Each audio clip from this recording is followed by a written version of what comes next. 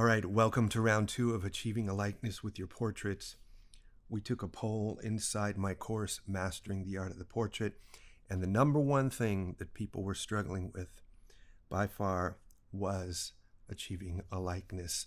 So I'm going to give you 5 tips today on how to improve on that. And a student in the course, Sampico Francescaki, is kind enough to let me critique the artwork. So the first thing we're going to look at is the overall silhouette of the head. And when you're doing a block-in, the overall silhouette of the head is crucial. So let's take a look at that. So if we look at the photo reference and we envelope, right? We take the broad average angles, we straighten things out. We don't draw the curves straight out of the gate, right? We envelope it with straight lines because drawing the curves right off the bat is just too hard. So we do what's called enveloping the form. And so we're going to look at the overall silhouette of this person's head. Okay, this helps us get it on the paper very quickly, and silhouette and proportion are basically the number one things we think about, or that help us recognize things that we see in the real world, especially people. So I could see you in a dark alley, and if I knew you and your silhouettes, I'd be able to, without seeing any details, but just your silhouette, I'd be able to tell it was you, okay? So it's one of those things is the overall shape of the head itself. So that's what we get when we look at the photo reference. If we bring it over the drawing, we've got a little problem, okay? So let's check it out. Sampico, you did a great job on your drawing. It looks really good. It's really close. Let's see if we can give you some helpful tips today so that you can take those and do it again and see if you can improve your drawing. So if we do the same thing on the drawing and we'll compare, right? Straight lines, no real curves yet. We can do that later. It's much faster, easier. Okay, so there we go. We can tell it's a little bit long, right? Just a little bit too long than it is wide. So silhouette and proportion. By proportion, I mean the comparative relation between things such as the height, width, and depth so that they are in proper relationship. So we can quickly spot mistakes this way, okay? We've quickly found problem number 1 by the silhouette and the proportion. The silhouette shows us clearly that the proportion is off. How is it off? Let's measure the height of the head of the photo reference. A head is typically going to be 3 units tall by 2 units wide, or a 3-to-2 ratio.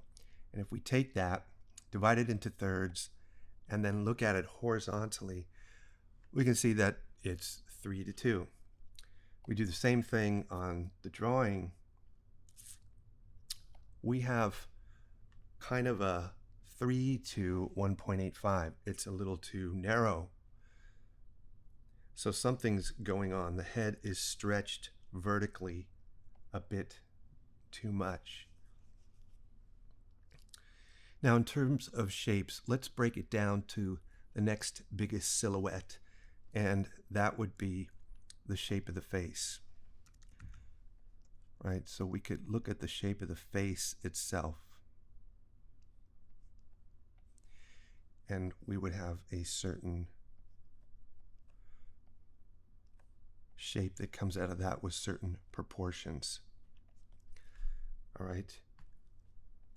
And we would do the same thing on the photo reference and see and compare.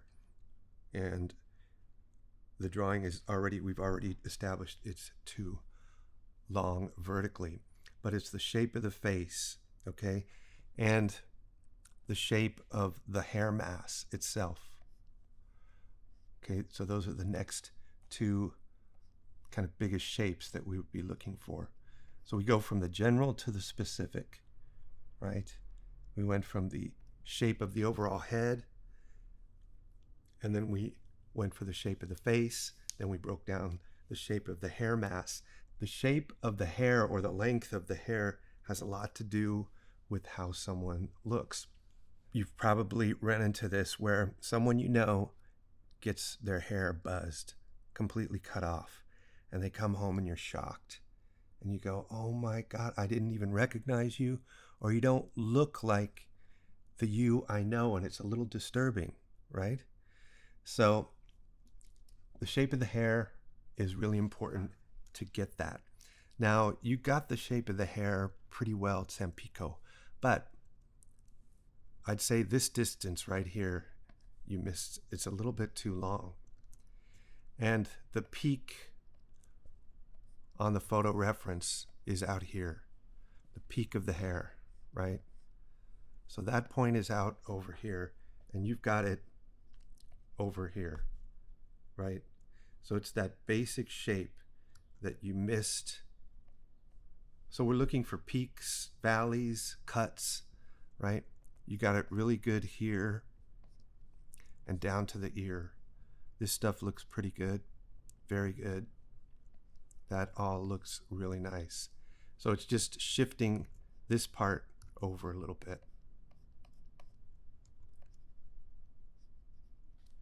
And that would make it look a little bit more characteristic of the photo. Okay, this stuff is all good. So I'm looking for, a change in direction from here to here. Where's that peak? I'm looking for thicknesses, the thickness of the sideburn, the thickness of the front part of the hair, the thickness on the side near the temple. That stuff you got really good. As far as the shape of the face goes, this distance here from the hairline to the brow. Let's measure the distance from the hairline to the brow. Move it over, and you missed that one quite significantly. So the size of the forehead, the proportion of the forehead. I think you got the width correct.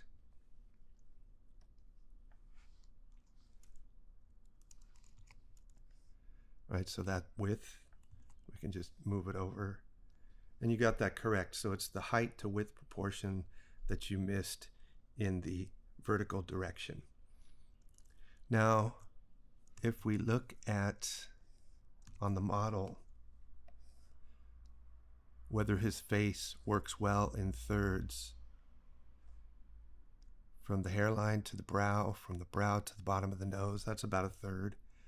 And then bottom of the nose to bottom of the chin, it's close to a third. It's a little longer than a third. Yours is, if we take your dimension from brow to nose, let's take that. Okay, that's a lot longer, right? So from the hairline to the brow, your brow intrudes a lot further into the hair than it should. And then we have a third from brow to the bottom of the nose, and then bottom of the nose to the chin is much longer. Okay, so we have in the area, the two problem areas are basically forehead, too short of a distance vertically, and in the muzzle of the mouth, right? It's too long. is too long this way.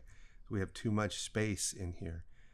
So too much space between bottom of the nose and the top of the lip, and too much space between the bottom lip and the chin itself.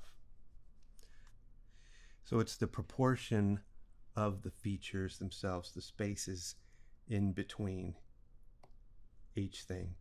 And so I would, move this hairline up. I could take that distance and just move it up here. And that would tell me, I'm just going to eyeball it, kind of where that should be. So let's do that again. Okay, this distance here. If I move it up, because they're about the same on the model, I would start my hairline here. So the picture of this person has, he's got a bigger forehead. And then I would kind of move everything else up a little bit to accommodate for that.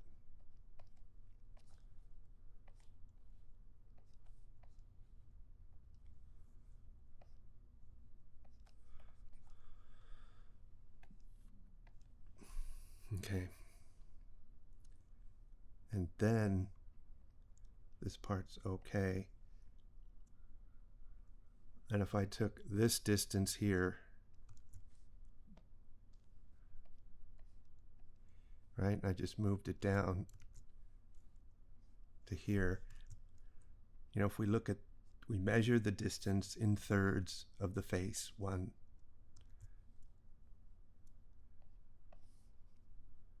you guys all know this, but 1/3, 1/3, 1/3, right? So I'm looking at this, looking at this, looking at that. And I can just measure with my fingers on the computer screen. Okay, and I can also look at the silhouette and judge distances like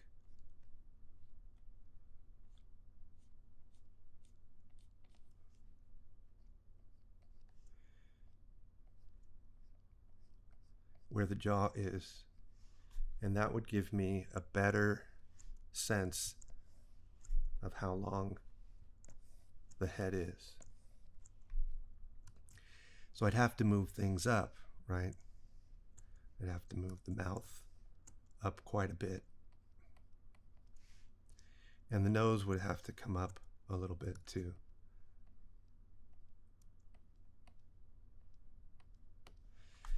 And that would correct much of this, because the parts look great, the eyes look great, the nose look great, but the parts are not connected really to the whole structure. So Tampico, you've done a super job rendering and finishing, but we got to get the parts to connect to the whole so it looks integrated and believable. So let's look at the jaw again really quick, because it's the shape of the jaw that makes people look the way they do. It contributes to what makes someone look different from someone else. And we want to get that into our drawings. So there are 3 parts to the chin and jaw that are very distinctive, and I want to point these out. The first part is the front of the chin. The second is a transverse part of the mandible or jaw going back, and the third part is the ascending part of the jaw up to the ear. Now those have specific points here, here, here, and here. Those help us, if we line up these points correctly, they're like parts of a box, and they work in perspective. They tell us what the tilt is. If we get these points in relation to one another correct, we'll get the tilt of the head. That'll help with the tilt of the head, right?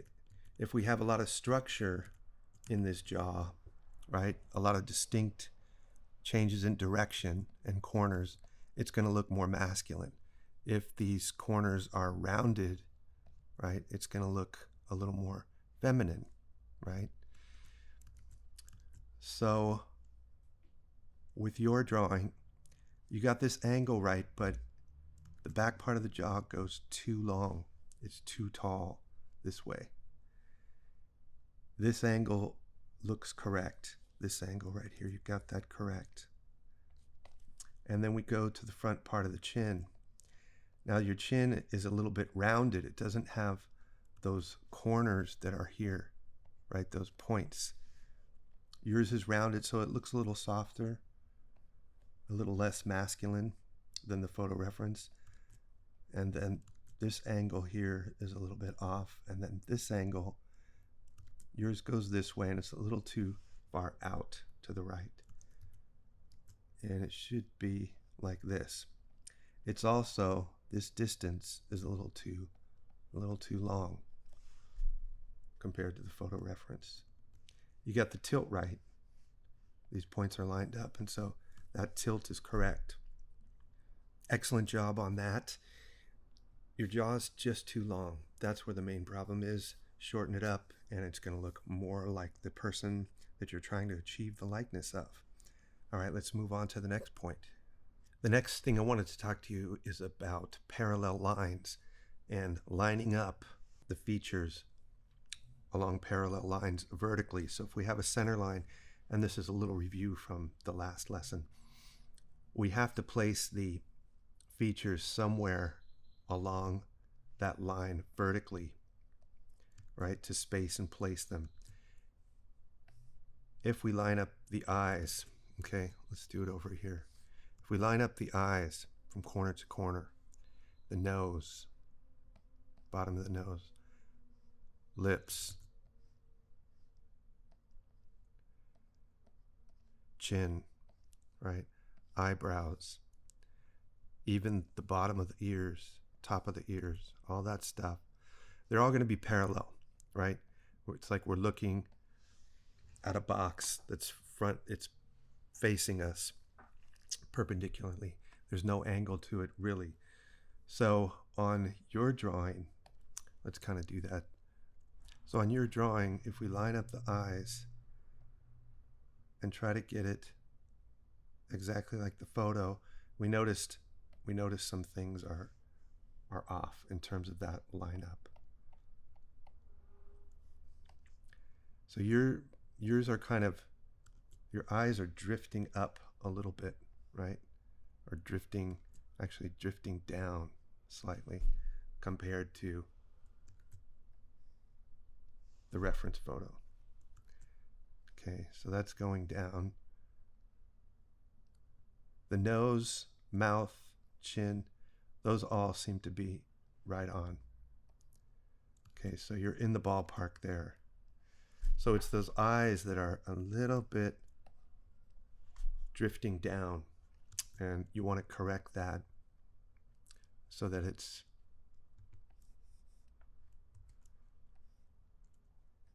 parallel, right? All these things are parallel.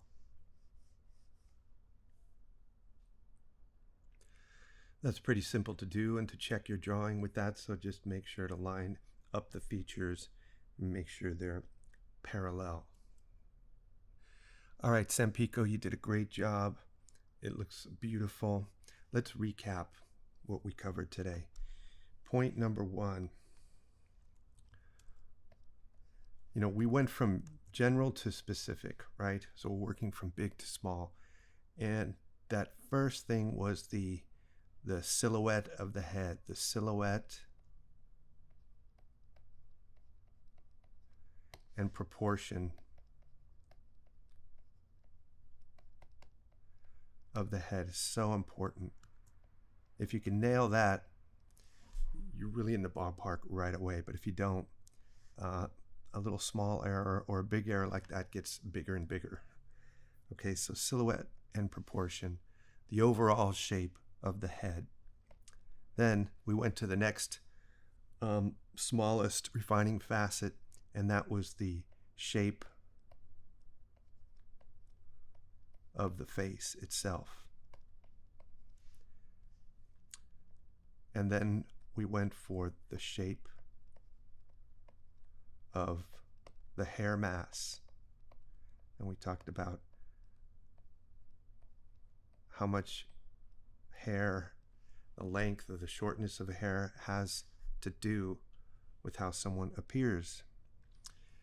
You wouldn't think so, but it is very true. And then we talked about the 3 parts of the jaw that make someone look like who they are. And point number 5 was lining up the features with parallel lines.